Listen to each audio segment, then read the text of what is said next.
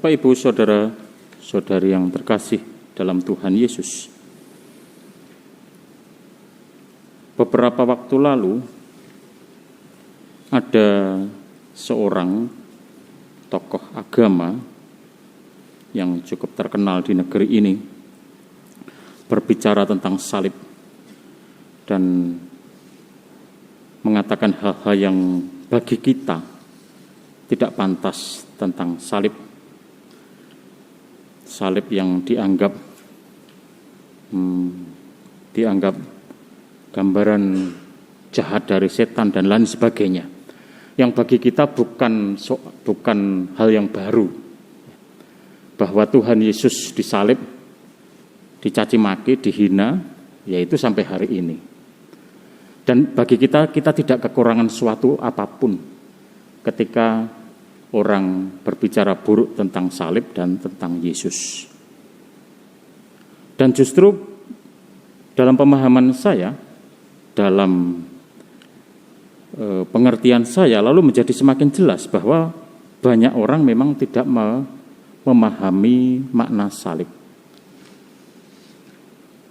Bagi orang-orang yang melihat bahwa Allah itu adalah atau semestinya Allah yang gagah perkasa, Allah yang selalu mendatangkan kelimpahan rezeki, kemakmuran yang berlimpah-limpah, Allah seperti panglima perang, gagah perkasa memenangkan semua peperangan. Lah kita ini Allah yang hadir dalam sosok yang ditelanjangi, digantung di salib. Memang tidak semua orang memahami, dan itu kita pasang di sini. Kita pasang. Bagi banyak orang memang itu tidak lebih dari cerita kematian dan kegagalan seorang yang mau menjadi Mesias. Tapi saudara-saudari, bertahun-tahun lamanya kita bangga dengan salib. Bangga. Kita pasang di mobil, kita jadikan anting-anting, kita pakai doa rosario, bahkan kita pakai sebagai tanda kemenangan, pembukaan dan penutup dengan tanda salib. Maka kita sering mengatakan, mari kita buka dengan tanda kemenangan kita. Karena bagi kita, salib itu adalah sebuah kemenangan. Jalan menuju kebangkitan. Itu hanya karena salib yang di tengah. Jangan lupa, jangan keliru dengan salib kiri ya, atau salib kanan. Kalau itu memang layak disalib. Kalau itu memang sebagai simbol kematian. Tetapi kematian kejahatan. Nah, saudara-saudari, bagi kita orang yang mengimani Kristus, Allah yang dihadirkan oleh Kristus itu adalah Allah yang hidup. Tetapi memang kehidupan yang harus ditempuh lewat jalan salib. Jadi itu satu kesatuan, saudara-saudari. Salib dan kebangkitan itu satu kesatuan. Maka Paskah itu sebetulnya momen yang paling berharga dalam sejarah keselamatan kita. Kalau Natal itu ya tradisi aja, kebiasaan yang sangat kuat, kental dipengaruhi oleh tradisi Eropa. Apalagi kalau bicara Sinterklas, itu bukan pusat iman kita. Pusat iman kita itu ada dalam misteri Paskah, dalam penderitaan, sengsara, wafat, dan kebangkitan Kristus. Maka dalam salib itu Allah hidup. Sebagaimana Allah hidup dalam salib hidup kita setiap hari. Maka saudara-saudari, kalau kita sebagai umat beriman, orang Kristiani, menghayati hidup sehari-hari dengan berbagai macam persoalan hidup kita, persoalan ekonomi, persoalan anak-anak, persoalan pasangan hidup, persoalan kerja, rekan kerja, mungkin persoalan diri kita sendiri. Kalau kita mau sungguh menerimanya sebagai salib, mari kita menerimanya tidak dengan mengaduh-aduh, tidak dengan segala keluh kesah, selagi kita mampu memanggulnya bersama Kristus. Maka salib adalah kehidupan, karena Allah adalah Allah yang hidup. Seluruh sejarah iman yang ditulis dalam perjanjian lama, kalau kita lihat ada begitu banyak kisah di sana. Bahkan beberapa minggu terakhir tentang kitab Makabe isinya peperangan.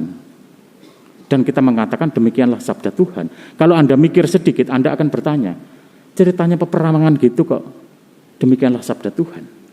Dan Anda dengan ringan mengatakan syukur kepada Allah. Tapi pernahkah Anda mikir, ini ceritanya peperangan ini. Dan kita mengatakan demikianlah sabda Tuhan. Bagaimana ini dipahami?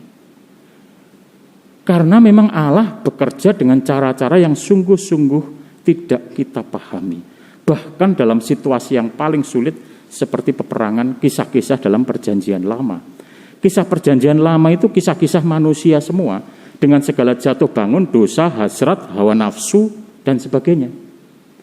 Kisah perjuangan manusia, tetapi lalu itu direnungkan sebagai cara di mana Allah bersabda dalam sejarah umat manusia. Dalam jatuh bangunnya, dalam kejahatan dan pertobatannya, dalam keburukan dan kebaikannya. Yang akhirnya semua menyatu, ditebus dalam salib, berpuncak dalam salib Kristus dan kebangkitannya. Maka saudara-saudari, kita menghayati hidup ini sebagai Allah yang hidup. Bukan untuk kesempatan mengaduh-aduh dan berkeluh kesah, tetapi justru menjadi saat menggembirakan penuh iman. Bahwa kita dipercaya. Dipercaya untuk apa? Dipercaya untuk memanggul salib. Nah, ini bedanya dengan orang yang tidak beriman. Orang yang tidak beriman mungkin melihat, hidup cuma singkat, kita senang-senang aja. Kita senikmat-nikmatnya. Yang menjadi pusatnya adalah dirinya, kenikmatannya, kesenangannya. Bagi kita orang beriman, yang menjadi pusat perjalanan hidup kita adalah Allah. Kalau kita melihatnya sebagai perjalanan salib, lalu setiap apapun yang terjadi dalam hidup kita menjadi kesempatan belajar. Belajar memanggul salib. Belajar beriman. Belajar menghayati Allah yang hidup. Allah yang hidup di antara kita bukan dengan peristiwa-peristiwa sensasional, penampakan dan mujizat yang mengundang begitu banyak media. Tidak. Tetapi dalam keheningan batin kita setiap hari. Dalam kedalaman hidup kita. Dalam penghayatan kita. Kalau Anda beradorasi di sini, itu bukan hanya soal diam, tapi dalam kediaman kita memasuki misteri di mana Allah bekerja dengan cara-cara yang seringkali tidak kita pahami. Kediaman, keheningan dalam setiap adorasi, dalam meditasi adalah kesempatan masuk ke dalam misteri Allah yang hidup, yang seringkali tidak kita pahami, tetapi menjadi begitu terbuka kalau kita sungguh mencari Dia, berjalan bersama Allah. Semoga Tuhan memberkati kita sekalian. Amin.